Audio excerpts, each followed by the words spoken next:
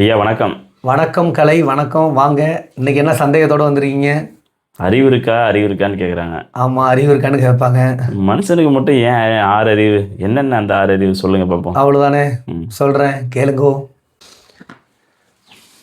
அனைவருக்கும் வணக்கம். 6 அறிவு மனிதனுக்கு இருக்குது. மற்ற உயிரினங்களுக்கெல்லாம் 6க்கும் குறைவாக 5ஓ 4ஓ 3ஓ 2ஓ 1 அறிவு இருக்குது. இதை எப்படி நாம் ஞாபகம் வைப்பதற்கு ஒரு எளிய ஒரு குறுக்கு வழி. இங்கே பாருங்கள், இப்படி கையை விரிச்சிங்க, புரியுங்க? இது பாருங்கள், 1 2 3 4 5, புரியுதுங்களா? இந்த விரல்கள் எங்கு போய் தொடுகிறதோ அதுதான் அந்த அறிவு. இப்போ பாருங்கள், இப்போ கையை வச்சுக்கிறேன்னா ஒரு விரலை விடுறேன், அப்போ 1 எங்கே தொடுது? உடலை தொடுகிறது. அப்போ உடல் மட்டும் இருந்தால் ஓரறிவு. இந்த 2வது விரலை தொடும்போது எங்கே தொடுது? வாயை தொடுது. அப்போ உடலும் வாயும் இருந்தால் அது எத்தனை அறிவு? 2 அறிவு. 3வது விரலை விடுங்களா, எங்கே போய் நிற்கிது? மூக்கில் நிற்கிது.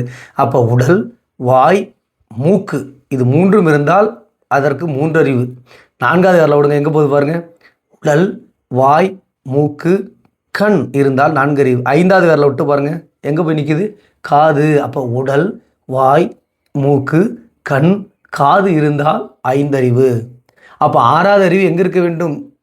மனம், உள்ளம், பகுத்தறிவு, இது இருந்தால் 6 அறிவு. அப்போ மனிதனுக்கு அந்த பகுத்தறிவு இருப்பதால் அவனுக்கு என்னது?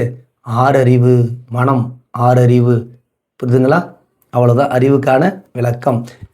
புரிதுங்களா? நன்றி, வணக்கம்.